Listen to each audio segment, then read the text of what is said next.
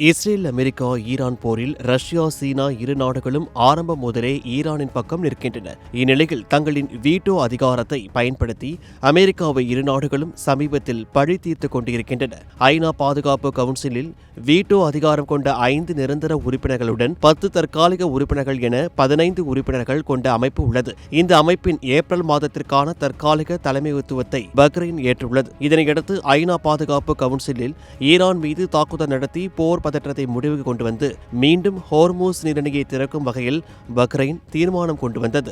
இதற்கு மற்ற நாடுகளும் ஒன்றிணைய வேண்டும் என்றும் தீர்மானம் கொண்டு வரப்பட்டது. ஆனால் ஐநா பாதுகாப்பு கவுன்சிலின் நிரந்தர உறுப்பினர்களான சீனா, ரஷ்யா நாடுகள் இதற்கு எதிர்ப்பு தெரிவித்ததால் தீர்மானம் தோல்வியில் முடிந்தது. இந்த தீர்மானம் தோல்வியில் முடிவதற்கு சீனா, ரஷ்யா வசம் இருக்கும் வீட்டோ அதிகாரம் முக்கிய காரணமாக இருக்கிறது. அந்த வகையில் ஐநா சபையின் பாதுகாப்பு கவுன்சில் மற்றும் வீட்டோ அதிகாரம் குறித்து இங்கு பார்க்கலாம்.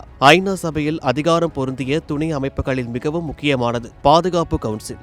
சர்வதேச நாடுகளின் பாதுகாப்பையும் அமைதியையும் உறுதி செய்வதுதான் இந்த பாதுகாப்பு கவுன்சிலின் வேலை. பாதுகாப்பு கவுன்சில் எடுக்கும் எந்த முடிவையும் உலக நாடுகள் அனைத்தும் கட்டாயம் மதிக்க வேண்டும். இதில் அமெரிக்கா, ரஷ்யா, பிரான்ஸ், பிரிட்டன், சீனா ஆகிய நாடுகள் நிரந்தர உறுப்பினர்களாக உள்ளன. இது தவிர 10 தற்காலிக உறுப்பினர்களும் உண்டு. பாதுகாப்பு கவுன்சிலில் ஒரு தீர்மானம் வெற்றி பெறுவதற்கு 2 கட்டங்களை தாண்ட வேண்டும். அந்த தீர்மானத்திற்கு ஆதரவாக குறைந்தபட்சம் 9 வாக்குகள் விழுந்திருக்க வேண்டும். அதே சமயத்தில் 5 நிரந்தர உறுப்பினர்களும் ஆதரித்து வாக்களிக்க வேண்டும்.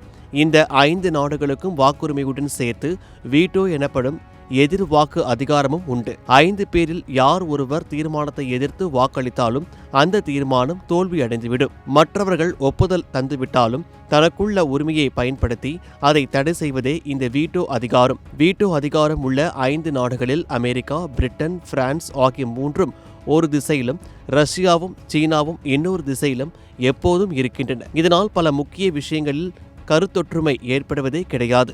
மேலும் இந்த வீட்டோ அதிகாரத்தை அதிக முறை பயன்படுத்திய நாடுகளில் ரஷ்யா முதலிடத்திலும் அமெரிக்கா 2வது இடத்திலும் உள்ளன. ரஷ்யாவுக்கு எதிராக உக்ரைன் போர் மற்றும் காசாவுக்கு எதிரான போர் தீர்மானம் ஆகியவற்றை தன்னுடைய